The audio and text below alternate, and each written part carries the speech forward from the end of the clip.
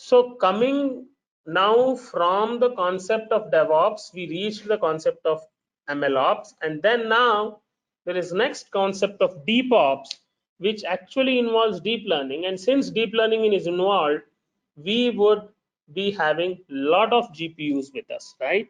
So those GPUs can be of any make, anything, but DeepOps is basically a open source project,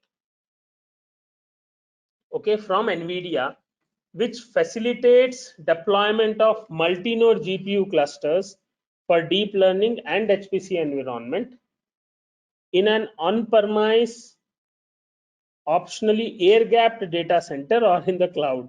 So the idea is you can have a physical on-premise data center or basically in the cloud. So this is a open source project. Now this actually is used for managing pods on the DGX. So at present, if you are not able to understand the architecture of a DGX cluster, let's not worry too much about it, but let us try to understand that any node which is a worker node has to run some pod on it.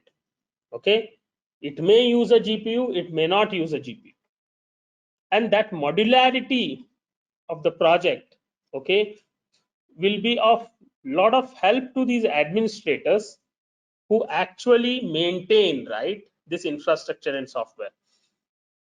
So this is the GitHub link to DeepOps.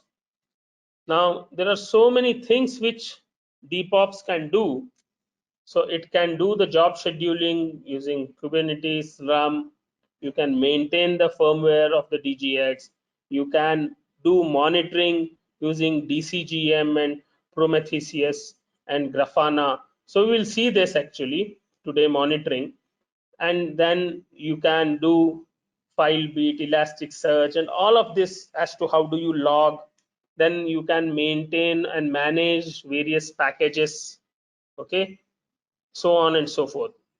So now this is the architecture. You have got the login node, you have got the management node, and you have got the Kubernetes node, and these Kubernetes node are actually a part of the compute node.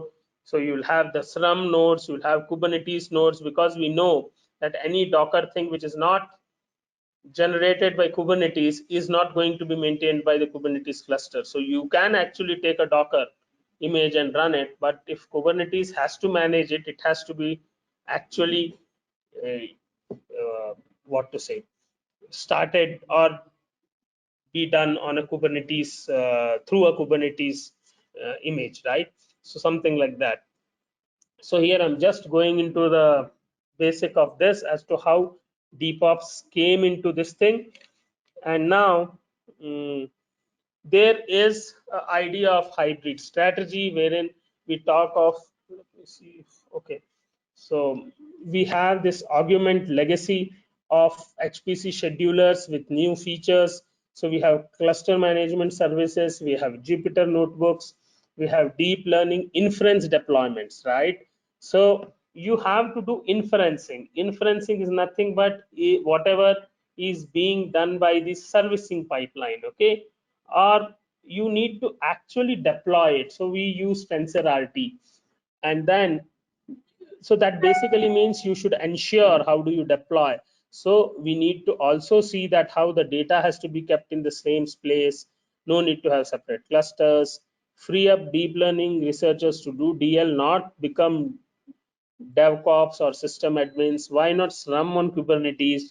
So these are all things which are still in discussion or debatable based on the flexibility of the system, based on how the user wants to use it and perceive it, right? So that is how it is. But the idea is that all of this are going to make our lives easy for maintaining things which we need to do, okay? So we are talking of Kubernetes managing the cluster infrastructure. It can run some workloads. We will have DL inference tasks. We can run Jupyter notebooks. We can do multi-GPU, multi-node deep learning training, right? and we can do tensor boards. They can so many graphs, so many charts. Okay, all of this. So Slurm runs HPC workload, right? So these HPC workload traditionally are non-containerized workloads, and but nowadays you get a lot of HPC containers, right? So whatever people used to do, Gromax, this, that, everything, still you have got a lot of containers which you can use for that matter. Okay, so now it is changing a bit, so no issue on that part actually. So how do you actually stack up the software stack? You are trying to develop a hybrid Kubernetes and Slurm cluster. So you have got Prometheus here, DHCP, containers, Grafana, alert manager, Kubernetes, then Slurm, login node. This is your compute node or DGX or whatever. Then you have this management node. So something like this, right? So let us try to do some demo, and before that, just for people who want to understand, right, how do you actually develop your own cluster. So I'm just going in very brief as to how do you develop your own cluster. You should have a management node which actually has the OS installation and Kubernetes bootstrap. You have to install and integrate SEP persistent storage. Persistent storage is very, very important. And then there are container deployments. So you have this management node, you have the login node. There are various ways of trying to actually do OS installation and bootstrapping of the login node, and then the compute node wherein you need to install Kubernetes again and then bootstrapping it. So this is in brief actually what I thought. We will do it in the theory portion. Now let us go for the demo. So what we are going to do in the demo now today is I will show you two ways of trying to see the same type of the setup, right? We have actually one master node, two worker nodes, okay, and then we will try to do it from the standard CLI type of thing using the Kubernetes dashboard. Try to analyze it, try to run a machine learning application wherein we are trying to do a machine learning application development, wherein by seeing the marks of the students, the previous performance of the students, we are going to predict as to what is his probability of getting placed, right? This is a small ML application which we are going to develop. And next we will see another type of a dashboard which is far more easier than the previous one, so that you can appreciate as to how this particular thing of Kubernetes, the GUI development, the real-time analysis, all is actually improving, okay, for us to be better deep learning scientists or programmers. So let us try to go to the demo.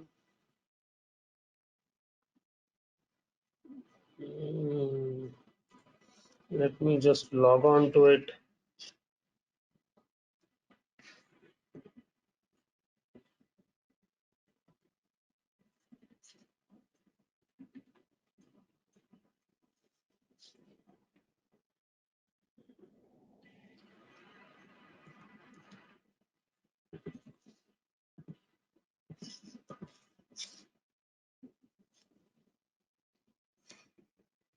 Okay, so now let us try to see whether what dockers we have. Okay, what dockers we have.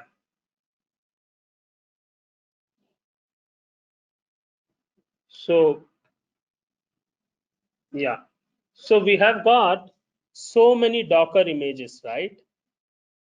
So what we are trying to do is we are trying to use a demo Docker, which is CHPC demo for machine learning. It has a tag VM. It has got this image ID, right? And it was created 4 weeks ago, and this is the size of that particular CHPC demo ML. So how we have done it? We have accessed a Docker from this. We will share the link. We did some modification onto it and then tried to rename it and repackage it as a CHPC demo ML Docker. Okay, yeah.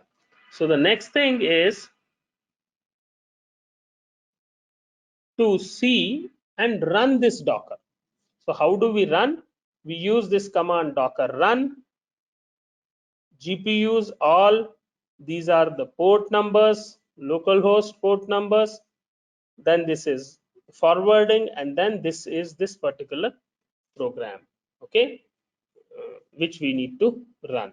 Okay, so now what we need to do is try to understand and try to see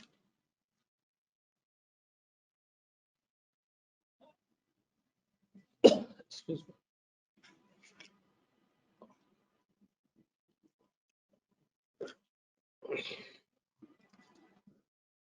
try to see a program to do some prediction, which basically is something like this. So the candidate, his gender, his marks, okay, and what has to be done. Very simple rudimentary type of stuff, just to show you people as to what are we going to do, right?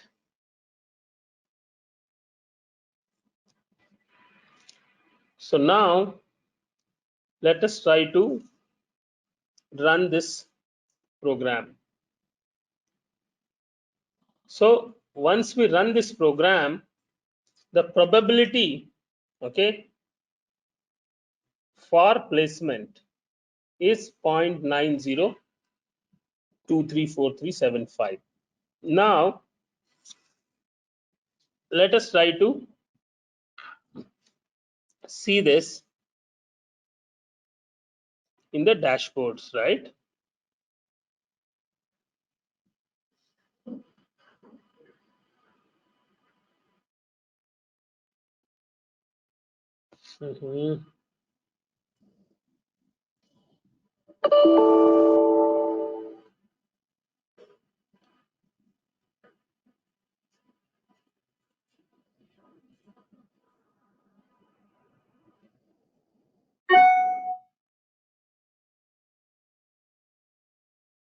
So the idea is that we are going to start, okay, the Minikube nodes as the three things. So what we have tried to do here is we have tried to just see, okay, that the Dockers which we have downloaded runs using a Python.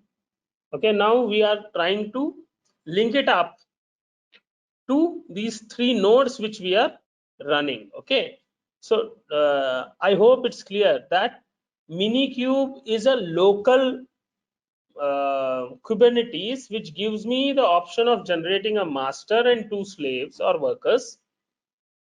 Before that, I have my Python program which can do this prediction, right? So now I am going to take this Python program, take it as a Docker, okay, and then try to run it so that it is serviced for people, or people can access it when it is running, okay, on one of these worker nodes, right? So the idea is that when you work on a desktop, you can just run your program, see it, and then you tell that you will test it. So you give the input, it gives you the prediction, so you tell okay, done. But when you're giving it as a service to people, in a sense that when you're trying to develop an application, trying to sell it, or then trying to develop it for the use of people, then basically you need to actually give it as a service. So you'll have to deploy it somewhere, right? Now how are we going to deploy it? We are going to deploy it using kube control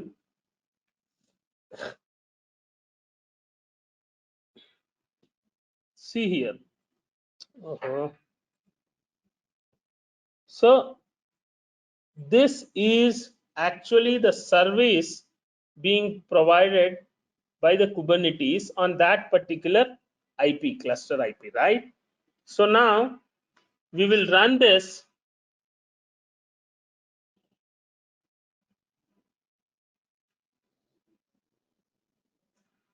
and then try to deploy it, right? So we have created, we will try to see the deployment file now. So what does this deployment file mean? We are trying to deploy this. This is a kind of deployment. Metadata tells that it is some name by name placement app. Application is a placement app. The container's name is placement app, but this is the container which we have tried to take the image from. I have this limit of my memory decided, the CPU this much, okay, and then the container port on which this particular pod actually is supposed to be deployed, right? So this is what we have tried to do it. Now once we deploy it, we will actually make it available as a service, correct? So then we run this Minikube service placement app, right? So now it's running. Okay, let us wait for some time.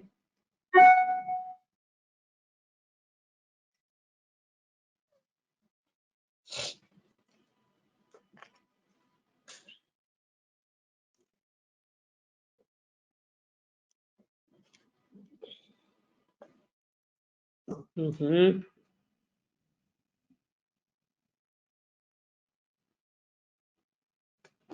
1 minute. We got some error.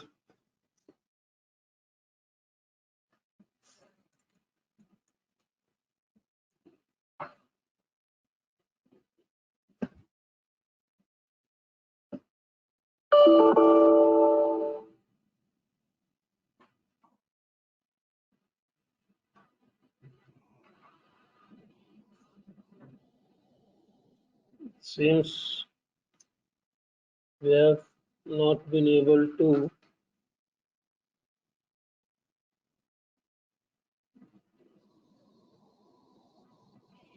Yes.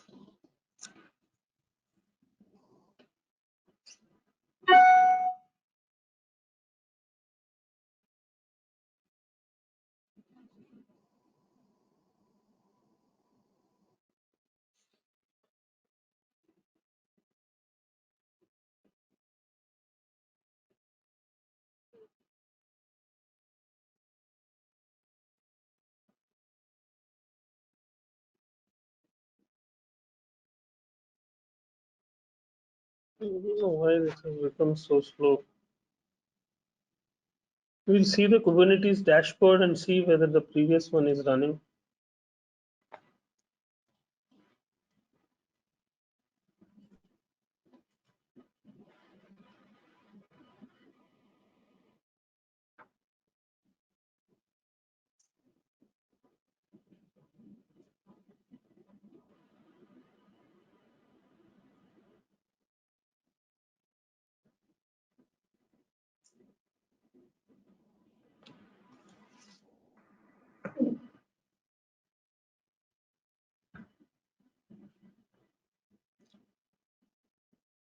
Okay, so there is some issue with the TLS handshake. So let me just go to the next thing. In the meantime, we will try to debug it, but let us try to actually go and see a situation here.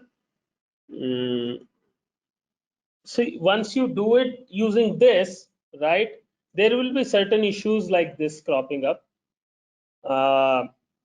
What is now actually happening is this kube control has got some issues, right? So these type of issues to avoid, yes, so we will try to actually see that it is done, up and running. it takes time. So sometimes what happens is I'll again connect it. Where is this? RX 343C6.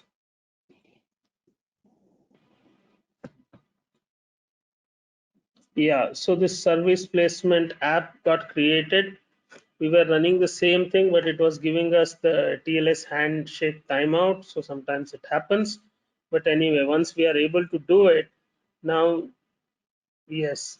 So if you see this, we are able to run it in the default name placement space, right? The default namespace, this placement app with this particular target port using this URL, and then we have to actually do a tunneling for this service placement app to this URL, right? So we will now try to open this dashboard, okay, and see as to what we get, and then we will discuss.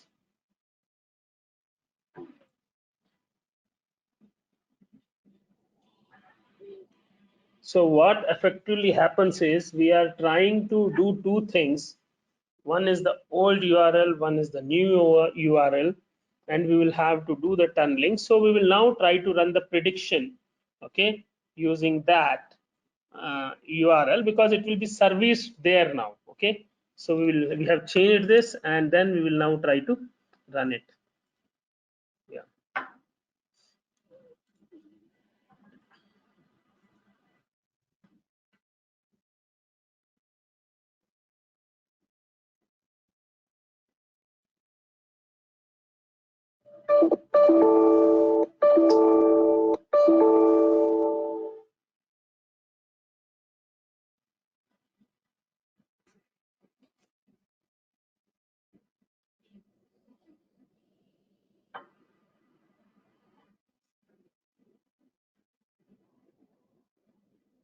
Mhm.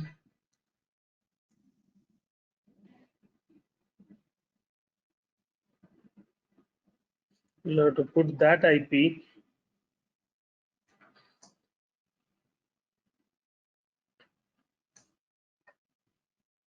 Yeah, so now we will go to the dashboard and see as to the same result, right?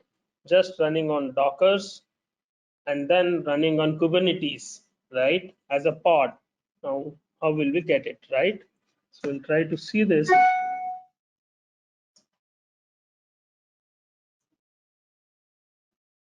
Yeah.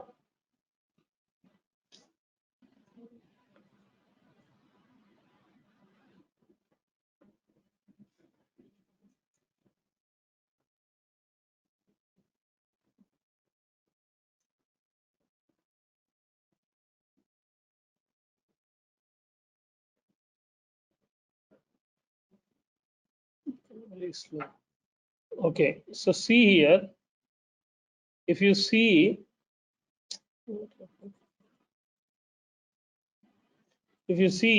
the workload status, there is one deployment, there is one pod, there is one replica set, and then if you see what are those, right? The deployments, this is the placement app, what is the status, when did it start, right?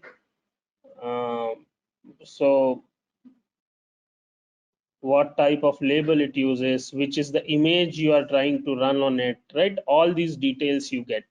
Similarly, if you see the nodes, right? So yesterday we saw that there were 3 nodes, right? The one is the master, there are 2 worker nodes. So if you see now this Minikube, which is the master node, you have got details about this, right? The CPU, the memory, and how many pods it is running. Now, if you go to this worker node, okay, Minikube M02, again it has got 2 CPUs, right? So many pods running, okay, so much memory allocated and stuffs like that. And then if you see this Minikube M3, it again has this, okay. So this is the Kubernetes dashboard. Now, before we end today's lecture, maybe I will take 5 to 10 minutes more. I will show you another very good GUI, right? So even if you're not understood it totally, at least you should be in a position to understand that there is a node. On that node, you are running a pod. That pod runs a Docker. It can be any application. So for the time being, it is a machine learning application, which we saw.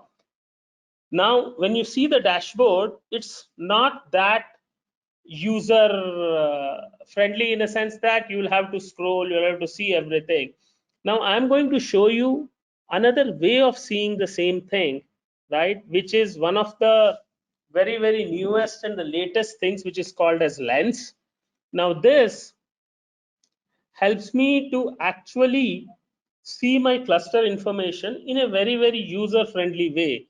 For example, it shows me the master, what is the CPU utilization, how much memory is being utilized, how many pods are running, right? And how much of the memory in real time actually, how is it being utilized, the CPU performance, or how is CPU actually being used, right? So usage wise on the master, if you go to worker, again you get the information about how what is the utilization of the CPU, how much memory is being utilized, how many pods are running, right? So if you see this is a better way of trying to understand it in a better way, right? Here also you can see three nodes. One is the master node, one is the worker node, another one is the other worker node. And if you see this, you can work at the shell prompt of that particular node, right? So let us try to understand this, how it will be useful, okay, in your days to come when you are trying to use it, right? So you have actually entered the node Minikube 3 now, right? I'm not using it at present, but I'm just trying to tell you the facilities available in this. If you see the jobs, okay, let us see the pods. We have got two pods running. I'll tell you what are those pods actually, okay. So one is a static web, which is this Nginx thing which we saw in the previous this thing.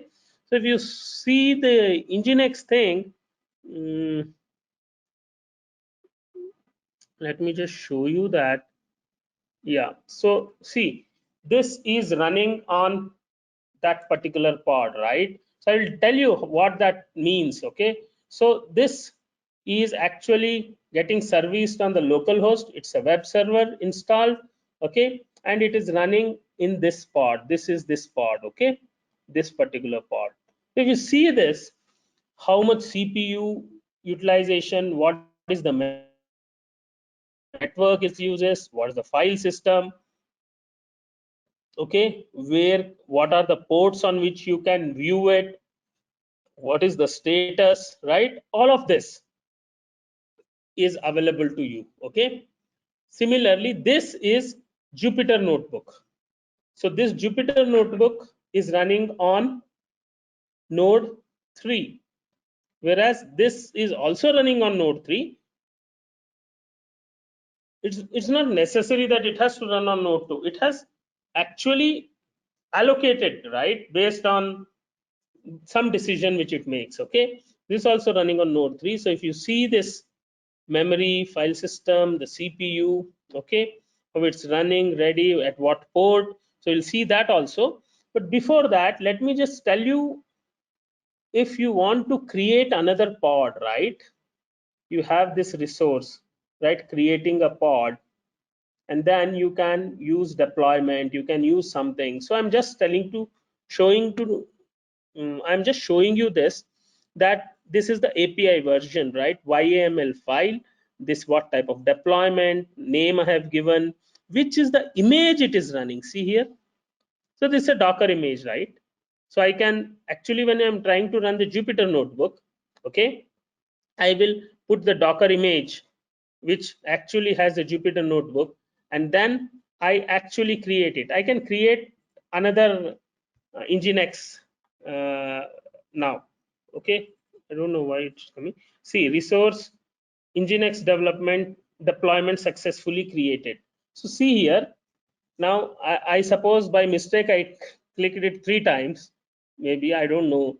So it has created 3 instances, right?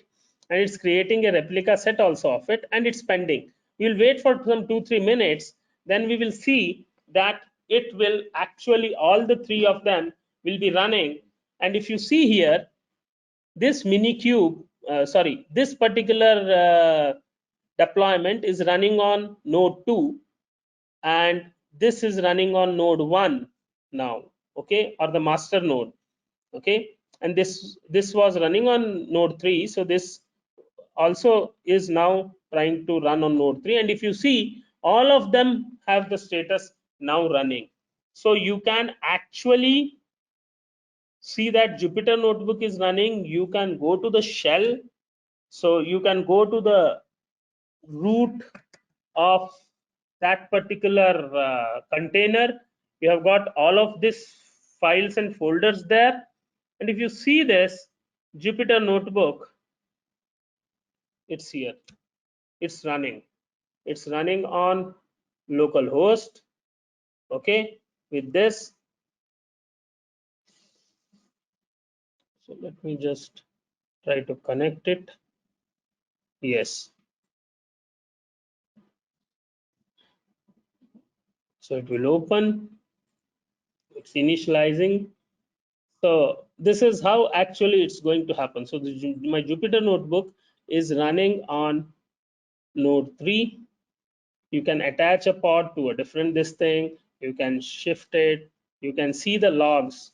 And if you see the logs, you will try to know, right, as to how much I have run it and at what particular port it is running, okay. All of this actually can be known. So let me just show you that, and then most probably that is what I thought I will share it with you today. So you can actually create, okay, a resource, okay, by a template. And if you want to see how we did it, so you can see the image which we pulled. We pulled the Jupyter notebook, minimal notebook latest from that, okay. That's how actually it has been done. So I hope this is a bit of idea to you, because from tomorrow onwards we'll be developing your own applications, right? Deep learning and machine learning applications using PyTorch, using TensorFlow and all. So ultimately, once you develop those type of applications using Dockers, then you can actually put into the pods and do the things very easily. You can actually do use such templates and do things very easily. Okay, so that's it. Thank you so much.